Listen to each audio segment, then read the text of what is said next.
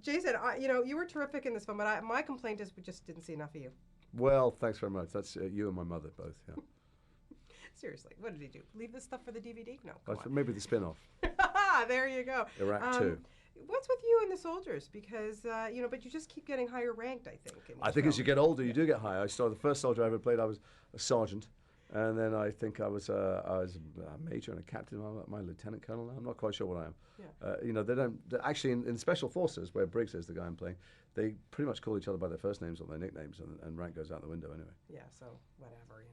And I'm sure I'll be a general before long. Definitely, yeah. Well, we'll get you there. There's no doubt in my mind. Now, seriously though, I have to ask you about working with Paul, because how on earth do you make sense of his frenetic messes, and then it all ends up being so phenomenal?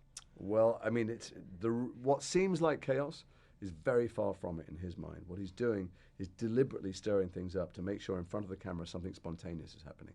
I mean, he's an old friend of mine, Paul, so I talk about it to him when we're not in the middle of the madness, and it's all extremely contrived. He wants to make the most spontaneous and contemporary and fresh version and dynamic version of an authentic story he can. Mm-hmm. So he throws as many real elements in as he can. So we're all surrounded by real soldiers, just freshly back from Iraq and Afghanistan, real translators in the interrogation scene. There's all, as many things are real as possible.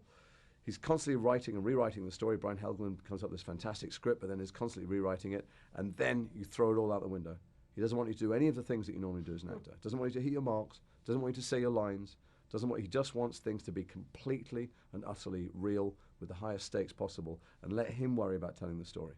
And that's really the polar opposite of any other director I've ever worked with. Yeah, amazing. And then, you get to work, just watching someone like Matt Damon work, and I was saying, that guy's a chameleon. He's crazy, and he's fearless.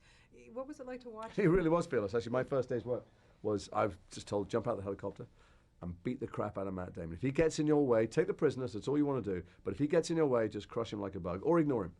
Paul said, my very first take, I stood up and walked up to Matt and I spoke to him. Paul went, no, don't do any standing talking. I just ignore him, go into the crowd, go and have a pee in the doorway or whatever the hell you want to do. Just do whatever you can. Stand there in silence. You don't have to talk. There are no rules here. And I went, really? Yes. But if he gets in your face, take him out. And he got my face and I took him out. And Matt was going, just go for it. Wow. And I did. And by the end of that first day, Matt, black and blue. I mean, I really gave him a very, very hard time with his encouragement. And I realized he was he's a real actor's actor. He's such a nice guy. Wasn't that tough for you? No, it's very cathartic for me. I love it when you play the bad guy. I really do. Nice segue into Harry Potter, of course, because it's coming to an end, which I cannot believe, and it just must have been such an amazing experience for you to work on that and play someone like Malfoy. Well, it's been fantastic, but every couple of years I go and do it for a few weeks, and so it's not like it's been for Daniel and and Tom and Rupert and Emma, because they've been doing it pretty much solidly for a decade.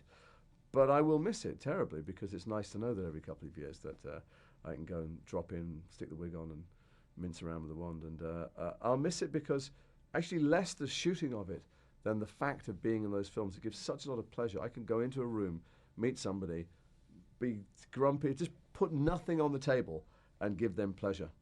In the rest of my life, I have to work very hard to give people pleasure, to make them smile, to make them be happy that I'm there. But when they know I'm in Harry Potter and they're under 10, it's such a great joy to them. It's a real gift. Did you get to keep the wig? I didn't get to keep anything, no. I think the wig now has a few talking engagements of its own. You know what, you're probably right. Well, it's always great to talk to you. You are so fantastic in this. Well, and again, I want to see you in the sequel, because we need more of you. I know a sitcom spin-off, I'm thinking. I think that would be good. Reality show. There's got to be something there for you. Well, the moustache has its own agent now, unfortunately. I'm not sure it'll work with me again.